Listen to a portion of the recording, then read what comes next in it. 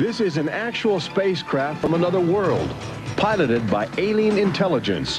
One sighting from tens of thousands made over the last 50 years on virtually every continent on the globe. Intelligent life from distant galaxies is now attempting to make open contact with the human race. And tonight, we'll show you the evidence.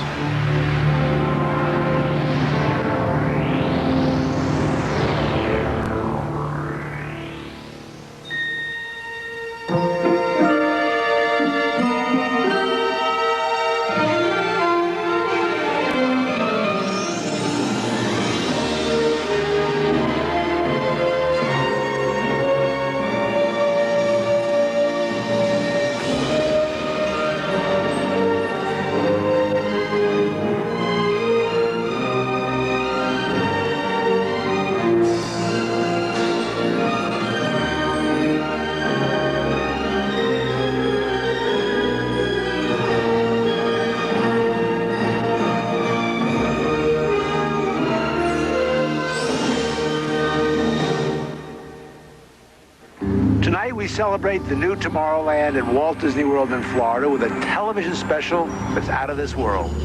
Hello, I'm Michael Eisner, head of the Walt Disney Company. In a top secret military installation somewhere in the United States, there are those who believe that the government is hiding the remains of an alien spacecraft that mysteriously crashed to Earth. With more and more scientific evidence of alien encounters and UFO sightings, the idea of creatures from another planet might not be as far-fetched as we once thought. In fact, one of you out there could have the next alien encounter. Enjoy tonight's special. I'm going to walk over and see if I can sneak a peek. Maybe not. Alien Encounters from New Tomorrowland is brought to you by Bounty. Outstanding absorbency and durability make Bounty the quilted quicker picker-upper. Scientific verification of extraterrestrial life forms routinely arriving on Earth. Top secret reports from ongoing military investigations. Compelling home videos of alien craft captured within the last few months. World figures who have gone public with their own extraterrestrial experiences. The shocking history of government misinformation programs designed to prevent widespread panic. And personal accounts of those who have been abducted and studied against their will. It's happened to me, it's happened to my sister, and I believe my mother.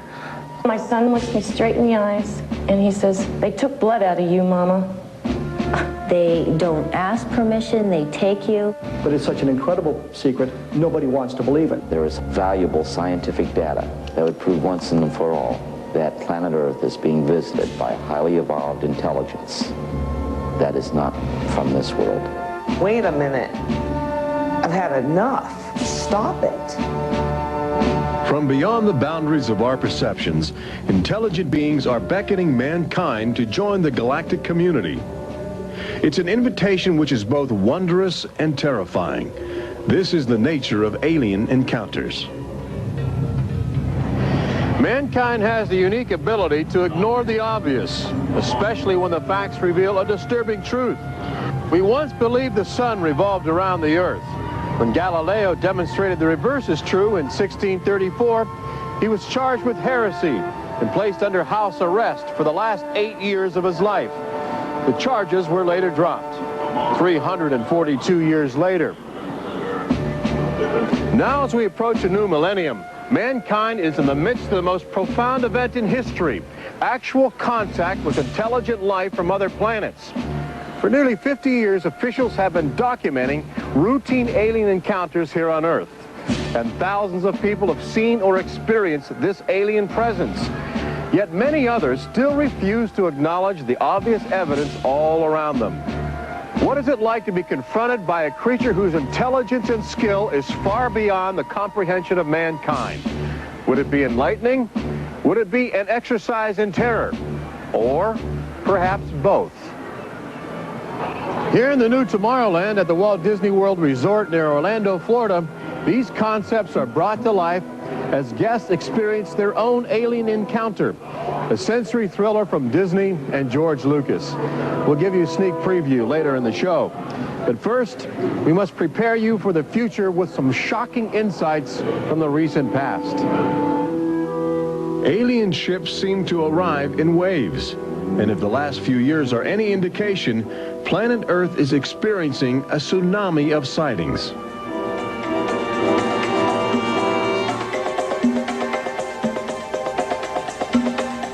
Mexico City, 1992. If you were arriving from outer space, this would be your first stop. It's the world's largest metropolitan area, easy to spot from a distance. Saucers arriving here have an affinity for military helicopters. This one was caught stalking a squadron during a national holiday celebration. Dozens of people videotaped the craft. Millions more just stared in disbelief as it covered 200 square miles of territory in a matter of minutes. Canada, 1991. In a residential area just outside Ottawa, this alien ship was photographed landing in what appears to be a prearranged site. UFO investigators claim the structure of this craft reveals a technology previously undocumented. This sighting is known as the Guardian case, named after the pseudonym of the photographer who wishes to keep his identity secret to avoid harassment from local authorities uncomfortable with the notion of alien intruders. For the last few months of 1994 and lately in 1995, Gulf Breeze, Florida has been ground zero for alien encounters. Especially during the day, extraterrestrial craft have become common ornaments in the uneasy skies. Over those dunes, right there. There she is, right there. Oh my God. Residents of Gulf Breeze routinely aim their home video cameras at the horizon. More often than not, they capture an astounding alien display. Look, there it is. Right out there. So it looks like an egg on top and an egg on the bottom. You would think these alien sightings would be front page news. So why have they received almost no national attention? The answer is simple. For governments determined to maintain their authority, extraterrestrial contact is pure dynamite. There's beings from another planet. We don't know where they come from. We don't know what they're doing here. There's nothing we can do about it. Meet Captain Kevin Randall, retired Air Force intelligence officer, now a top investigator of alien encounters. Anytime a technologically superior civilization comes in contact with a technologically inferior civilization, the technologically inferior civilization ceases to exist. Not necessarily through conquest, not necessarily through invasion, but because the technology changes the underlying social structures of that civilization and it disintegrates. Those fears are reflected in a 1960 federally funded study by the Brookings Institution, which warned that public knowledge of alien life could cause civilization to collapse. So they began a policy of covering up and hiding the information, but they also began a policy of ridiculing, so that people who really see something are afraid to come forward. This isn't right to do the ridicule. I mean, a lot of people suffer. Retired Army officer Clifford Stone certainly suffered after he began private research into the UFO phenomena while still in the service. To them. Well, I was given a lawful order while I was in the military to back off. I refused that lawful order. That resulted in me having to go to be psychoanalyzed, which kind of backfired on my command. But I was actually given a lawful order not to write to members of Congress without first getting it approved through my command, and not to talk to members of the media. Of course, I went out and violated all those directives simply because I felt they had no right, that I had a right. He also has determination. This collection of classified government documents represents years of determined effort by Stone to open the UFO files and offer fresh leads to investigators on the trail of the truth. It is not surprising that this book is making top military officials very uncomfortable. I think that some of the underlying concerns they have is the impact it will have on society as a whole if the information is ever released. But why have aliens chosen to visit our small blue planet? hidden on the distant fringes of an insignificant star cluster? Well, we invited them here. When we return, what is attracting alien visitors to planet Earth? Extraterrestrials take aim on America's military. A crashed saucer becomes a top-secret bombshell. The nation's capital becomes a cosmic crossroads. And later, how Disney Imagineers have designed a way to prepare humans for their inevitable alien encounter.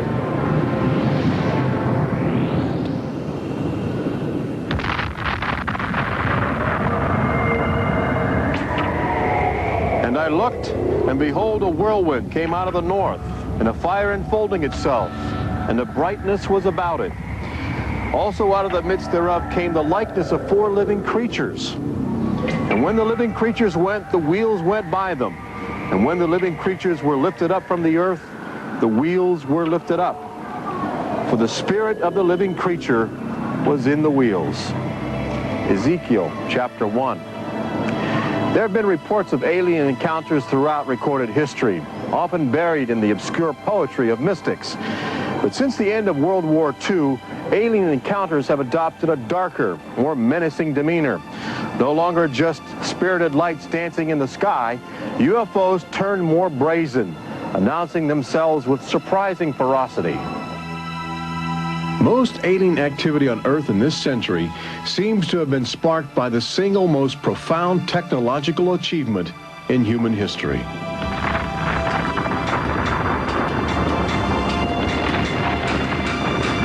The atomic bomb did more than blow away every conventional notion of combat. It also saddled mankind with the awesome responsibility of life and death for the entire planet. But what the world didn't know in 1945 was that the atomic bomb's brilliant burst of energy would also be mankind's cosmic calling card, announcing to the universe that a technological society had evolved on a small blue planet in the backwaters of the stars. So as the world celebrated the war's end in 1945, aliens who heard man's atomic trumpet were already charting their course towards Earth, responding to our open invitation. As early as 1947, the large alien ships began to arrive, navigated by living creatures. Their advanced physics allowed them to traverse the galaxy and pierce Earth's atmosphere with amazing speed. The U.S. military immediately went on the alert against the unknown menace. Sightings were perceived as threats to the security of an America still reeling from the edgy consciousness of war.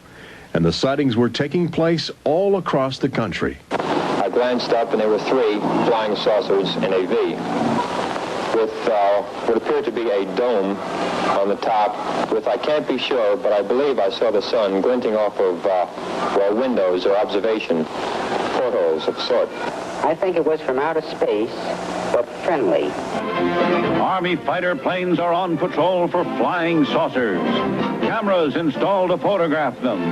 Portland, Oregon, the area from which came the first weird reports. This flying saucer patrol shows how the Air Forces, while not putting too much stock in the mysterious things in the sky, are investigating. The control tower's in touch and on the watch. So are a whole lot of people these days. They're seeing flying saucers everywhere. Blocks of fantastic discs flying through the air. But the military finally had to admit that something was happening that they didn't understand, offering their first and only public statement on the UFO phenomenon. The recent sightings are in no way connected with any secret development by any agency of the United States. They weren't always called flying saucers. Some reports claim they resembled other household objects. The public was fascinated and anxious to make contact. But our official response remained aggressive, sometimes sparking deadly games of high-speed, high-altitude cat and mouse. National Guard Captain Thomas Mantell played that game and quickly became a grisly statistic. His last words, as Mantell soared at an altitude of 20,000 feet, are a chilling commentary on the power of the alien ships. I'm closing in to take a look. It looks metallic and of tremendous size. It's going up now as fast as I am. That's 360 miles per hour. I'm going after it. Moments later, Captain Mantell's mission had ended. Occasionally, the tables were turned. More than one alien craft crashed and was recovered for secret U.S. military research. The most famous case took place in July of 1947, just outside the community of Roswell, New Mexico. Famous because local officials openly admitted they had retrieved an alien ship before their commanders instructed them to keep the story confidential. What you can't explain, they reasoned, you must deny. July of 1947, the Army Air Forces at Roswell announced we had captured a flying saucer.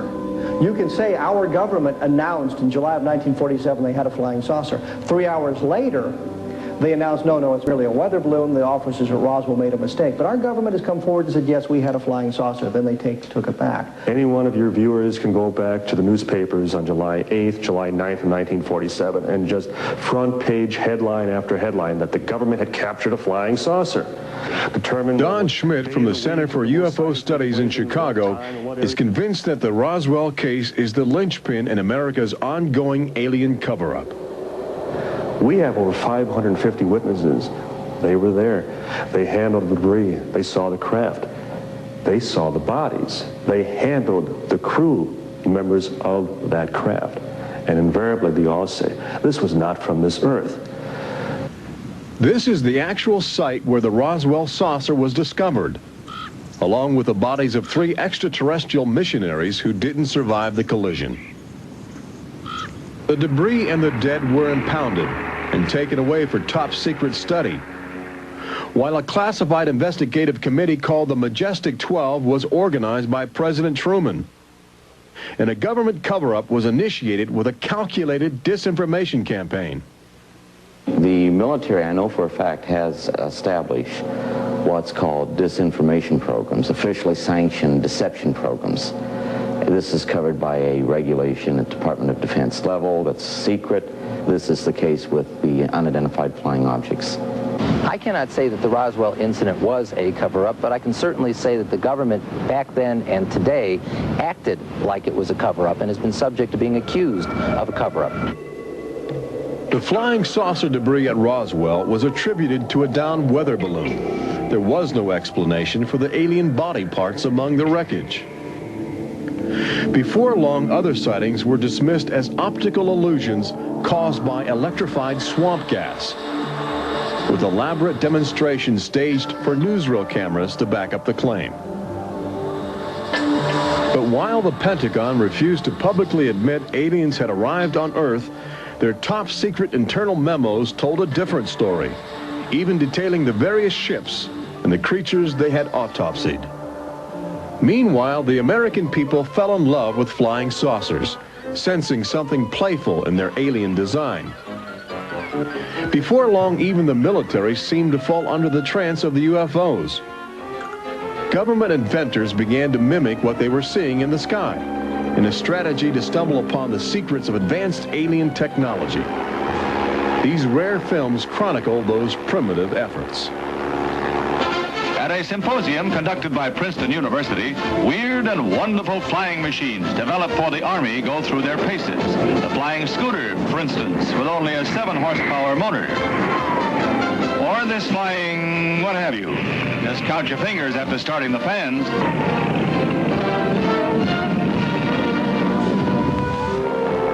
The naive attempts to copy the saucers began to look foolish, especially in July of 1952, when real alien ships were routinely buzzing over Washington, D.C., leading fighter pilots on frustrated chases lasting as long as 6 hours. It was the first time since the War of 1812 that our nation's capital had been successfully invaded by a foreign power. By the early 1960s, UFOs were having a chilling effect on our defense operations. Their tremendous speed often caused them to be misidentified as incoming intercontinental ballistic missiles, putting American air bases on red alert. There needed to be some way for the U.S. and the Soviets to distinguish between nuclear attack and alien visitors. The weapon is installed in the Pentagon, but it's a weapon of peace. This is the teletype that will operate at the U.S. end of an open line to Moscow. This link, it is hoped, will help avoid misunderstandings that could possibly trigger a catastrophe. Now, our president could be in touch with the Russian premier in a matter of seconds. The hotline between Moscow and Washington was set up so they could go ahead and make last-minute pleas that we're not attacking you and you're not attacking us. The purpose for this was to ensure that a nuclear war would not be touched off by a UFO appearing on the scopes and being mistaken for enemy aircraft. The hotline eased some international tensions, but it didn't halt the interaction between the military and the aliens, which continues to this day. November of 1975, essentially every SAC base in the United States was visited by UFOs. We have reason to believe that the UFOs went ahead and had some effect on changing the codes within the missiles, within the launch control facility, to change where the missiles would hit. 1976, September, Iran, 2 F-4s tried to intercept a UFO and shoot upon the UFO. The weapon systems of the planes go dead. The communication systems go dead. These are just 2 examples of cases which sound like they came out of science fiction, but in reality, they're from government documentation. Documents released by the State Department. 3 main engines up and burning. September 1991. Space Shuttle Mission 48. Commander Clayton and his crew point their cameras at the planet's horizon for a live broadcast to Earth. Many viewers noticed an alien ship playfully cavorting around the shuttle at tremendous speeds. NASA still refuses to acknowledge the incident. But since that time, the space agency no longer allows public access to live unscrambled television signals from shuttle missions. Currently in 1995, the Federal Emergency Management Agency trains personnel with a manual that suggests techniques in communicating with extraterrestrials encountered in the line of duty. This document is in marked contrast to a federal law passed by Congress in 1969, which makes it illegal for any American to have contact with an extraterrestrial, punishable by a $5,000 fine and a year in jail. Ironically, both documents were composed by a government which refuses to publicly admit that there is intelligent life on other planets. Indications are that government, military, and scientific leaders will soon release nearly a half-century of official documentation of ongoing alien encounters on Earth. Perhaps they feel it would be too embarrassing not to reveal the truth before the truth reveals itself. But these FBI files acquired through the Freedom of Information Act outline nearly 50 years of UFO reports investigated by federal agents all across America. Overwhelming evidence that something sinister is at work. But look carefully. The torn pages, the ragged copies, the large areas blacked out in an effort to keep secrets locked away. If we are keeping information, which I am certain we are, from the American public on unidentified flying objects, then we're wrong. Government has an obligation to the people to tell the truth. No matter what that truth might be, the people have a right to know that planet Earth is being visited by a highly evolved intelligence that is not from this world.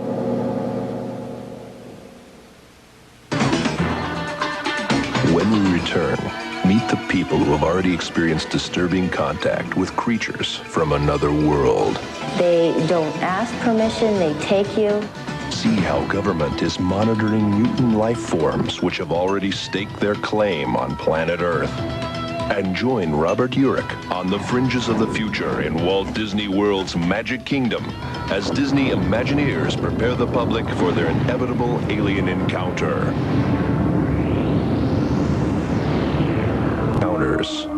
Tomorrowland.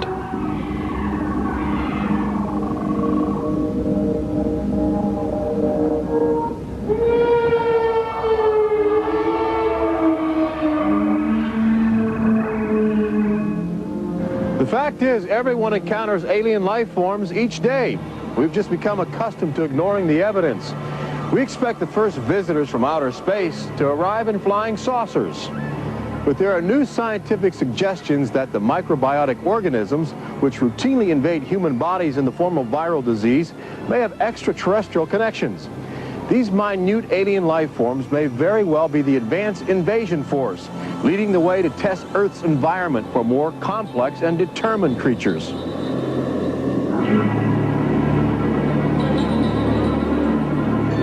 The idea is not new. Arrhenius, a Swedish chemist who died in 1927, first proposed the theory of transfermia, the notion that life is universally dispersed, possibly carried by cosmic winds across the vast expanse of the galaxy in the form of viral spores. Uncovering this mutating alien life is an ongoing government project carried out by scientific teams at NASA. They begin by collecting meteors which have landed on the barren landscape of Antarctica. Here, low temperatures preserve the alien life clinging to 4 billion-year-old cosmic debris. In a specially sealed clean room at the Johnson Space Center, these crude interstellar spaceships are carefully dissected to extract the biotic matter inside. Amino acids, a kaleidoscope of organic compounds, and the chemical catalysts of life are analyzed with sophisticated gas chromographs and mass spectrometers. Life is plentiful in the universe and eerily tenacious. Lately, scientists have found extraordinary numbers of unknown organisms which have gained a biological foothold where we once thought survival would be impossible. They grow in deadly ammonia gas. They are resistant to ultraviolet radiation. They thrive inside the radioactive cooling systems of nuclear power plants. And they can even survive the vacuum of space, reanimating themselves when air and water become available. Riding inside the stone cocoon of a meteor, life can travel virtually anywhere, and a good deal of it lands on planet Earth. But just as we explore the genetic package of alien life, visitors from space are routinely examining human specimens, abducting men, women, and children in order to conduct disturbing biological experiments. Very, very few people who've had the experience are willing to talk about it publicly. There is such a kind of ridicule factor. Bud Hopkins, researcher and author of the best-selling book Intruders, is America's leading investigator into the alien abduction phenomenon and largely responsible for bringing the astonishing situation to the nation's attention. The most important thing about this, I think, in studying it is to realize that there are very distinct patterns. This is not just a box full of crazy experiences which are mutually contradictory. The patterns start this way. People are abducted first in childhood. When I go back into my memory, I don't know a day without them. And they are then re-abducted over many, many, many years. When I saw this light on the freeway, my first reaction was, oh my God, not again. I grabbed the side of my bed like, no, you're not gonna get away with this. You're not gonna get away with it this time. Then I feel lifted off of the bed, and the next thing that I remember is being on a table or a bench and these beings surrounding me. Samples are taken from the skin. There are very distinct scars that result from these biopsies, whatever we want to call them. I have a scar on my hand. It seems to be a triangle shape that's a half an inch by half an inch if you were to measure it. They were just red and blistery and kind of in a large equilateral triangle on each foot. The basic, most common mark is what we call a scoop mark. It's a circular depression, as if the aliens have used a little tool and removed a layer of cells.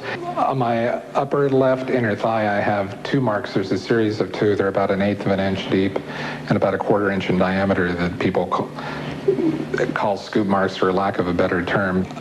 Often an object is inserted in the nostril or behind the eyeball or in the ear, which we believe to be implants. On my shin, between my ankle and my knee, were 2 puncture marks. In fact, I hesitate to call them that because they were larger and deeper. They were like 2 holes drilled vertically along my shin into my leg. And that frightened me deeply because I have no idea how those got there. I could only speculate as to why they were doing that, although I do know that, bone marrow contains genetic material, blood. They're interested in who you are genetically. They seem to be desperate for our genetic material, our DNA, our particular genetic makeup, as if they have reached some point of, let's say, some point of no return in their evolutionary development, and they need to revivify themselves through something they can get from us, a more primitive and perhaps more robust species. People generally describe one particular type of figure as the basic alien type, which is a small figure, 3.5 to 4.5 feet tall, huge head, huge black eyes, hairless, grayish-white skin, just a tiny slit for a mouth that doesn't move, and so forth. I'd say that accounts for about 85% of the descriptions. There's some that are very, they talk about the reptilian being like sexually aggressive, and then there's some that look like praying mantis that are very mean and very violent. It is a violation of your body. It's a violation of your space. They don't ask permission. They take you. On this earth, when you are raped, when you are mugged, even if you don't see that person that is doing you bodily harm, you have somewhere to go. You can go to the police and at least give a report whether they do something or not. You have somewhere to go. But in this case, you have no one to talk to. You have no one to say, this has happened to me, I've been so violated. You don't even know. And you're not ready for this. My love life went to hell. My schooling went to hell. Everything went to hell. And it's terrifying, it's not fun, it ruins your life because you have nowhere to go. Twinkle, twinkle, little star, how I wonder what you are. Up above the world so high like a diamond in the sky. Makes me want to cry.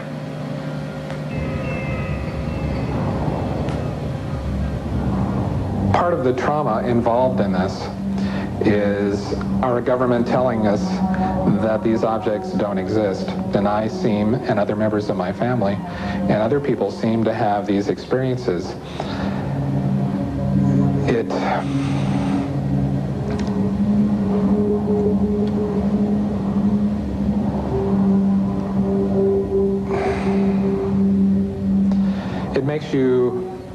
makes you doubt your sanity. The range of people who have had abductions around the world, because it is a global phenomenon, is just, it's a total range. I've worked with people who are of Oriental background, African-American background, Hispanics. I've worked with one NASA scientist, a research scientist, who is an abductee, a police lieutenant from the South, doctors, lawyers. I mean, I've had, incidentally, 7 psychiatrists come to me because of their own personal abduction experiences. The phenomenon affects people from all walks of life. And it has a dramatic effect on families. Debbie and Terry know firsthand. Both are ongoing abductees with deep concerns about the chilling connections between aliens and their children. I thought this was mental illness. Then my son started speaking about little airmen coming into his room and taking us up, and there was even one point where he said, "They took blood out of you, Mama." He wanted guarding all the time. He wouldn't go to bed at night unless I slept with him. He was angry. And the other thing is he started setting traps. One night my husband came home from work and there's these little colored stones all over the garage. And Dale, my husband, said, "What is this for?" And he says, "Well, this is when the airmen come, they slip and fall on their butts." The interesting thing about children is a sort of innocence about their perceptions. I will present these cards of different heads, and there's Santa Claus, Batman, policeman, a clown, Ninja Turtle, an alien. What we do is to see how the child responds when we get to the alien face, and it can be extremely moving because I've seen children just collapse when they see the drawing of the alien, crying, hugging their fathers or their mothers in terror. Well, she was 4 years old, and she was past bedwetting and all of that behavior. She was beyond that, and she'd never wet her bed. And when we moved to Banning, she started having nightmares every night and wetting her bed. And a couple of weeks ago, she had a bunch of scratches on her face, and she didn't have them when she went to bed. I said, what happened? And it was funny. The only thing I could get out of her was that she asked me, do aliens hurt you? And I went, what? And a woman told me, for instance, that her little girl, when she was first able to talk, would tell her about these nightmares of what she called the bugs coming in the room. And they were big bugs with big eyes. And again, there were some physical marks, all the surrounding evidence suggesting abductions. At one point, the mother, a few years later, was getting out of the car with her daughter at a shopping mall, and the Goodyear blimp was coming over. And the little child said, Mommy, look, don't you remember when you and I were up in that thing with the bugs? The last time I had a session, in that session I actually saw Lexi being escorted by two small grays. And it was very upsetting to me. I could not handle the fact that my daughter was being subjected to something that I had no control over. And when I think you have no control over something that you're so helpless, it's like your child's Crazy. Drowning or something and you can't save them. I feel like I'm going to go crazy because there isn't anything I could do for my son. I know. One of the most interesting things, too, from a child's point of view, has to do with the fact that communication is telepathic. One little boy drew on some drawings he'd made for me of the aliens. He put on the side of the head, each alien head, a gigantic ear, just one. And his mother said, what's that? And he said, well, Mommy, I know they don't have ears, but I put that there because, you know, they can hear everything you're thinking. When we return, Robert Urich takes you to the new Tomorrowland in Walt Disney World's Magic Kingdom, where Disney Imagineers are creating extra terror, estrial excitement, preparing the public for cosmic contact with a virtual alien encounter.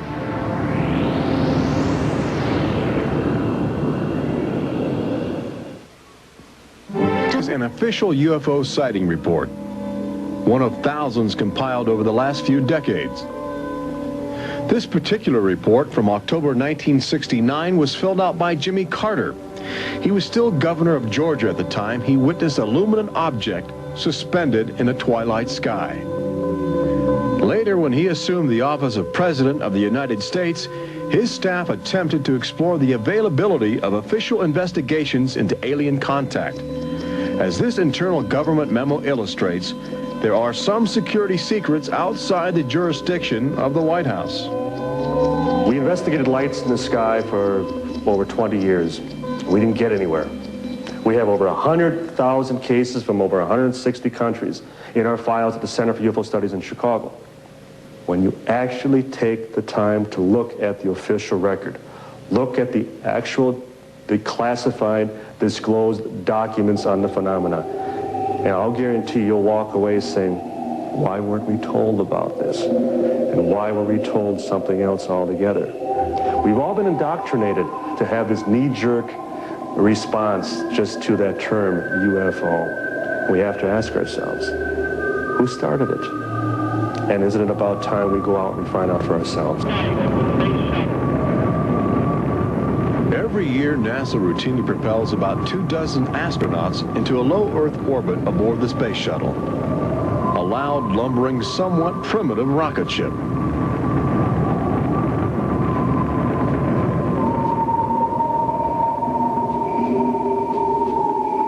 But but most Americans will likely explore outer space aboard crafts of alien origin. Statistics indicate a greater probability that you will experience extraterrestrial contact in the next 5 years than the chances that you will win a state lottery. But how do you prepare for such an extraordinary event? Here in the new Tomorrowland at Disney World, scientists and Disney engineers have brought to life a possible scenario that helps acclimate the public to their inevitable alien encounter. Welcome to the new Tomorrowland Convention Center in the Magic Kingdom, where humans can enjoy their first taste of the future, as well as advanced extraterrestrial technology, and begin to understand the disturbing facets of alien intelligence. XS Technologies, an interplanetary manufacturing and marketing conglomerate, is one of the first alien firms to take advantage of this showcase facility in New Tomorrowland, introducing humans to technology which promises to seize the future. Today, guests are exploring the concept of teleportation, the ability to transmit solid matter or living creatures across the endless void of space. Inside this chamber, at the extraterrestrial alien encounter attraction, cosmic representatives will demonstrate the secrets of a brave new world. Utilizing the ominous device, two very different life forms will make contact via the teleportation process. Unfortunately, high technology can backfire if operated by careless hands.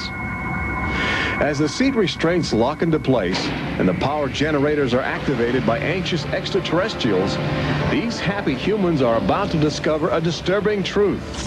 When science fiction becomes science fact, the results could be terrifying.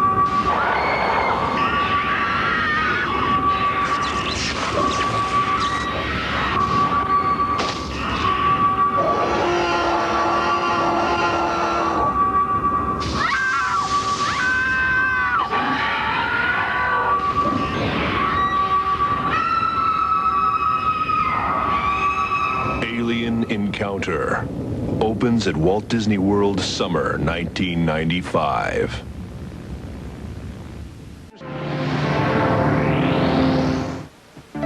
Planet Earth has always been a laboratory for alien life forms which can drop in from space or slowly mutate into bizarre fleshy organisms at our feet. Understanding the nature of these strange creatures from above and below is the greatest challenge of our age. We now know that our future, indeed the future of Earth itself, rests in the balance of the solid and the ethereal, of common sense and the irrational, in our relationship with alien life as grotesque as a fungus or as glorious as the heavens.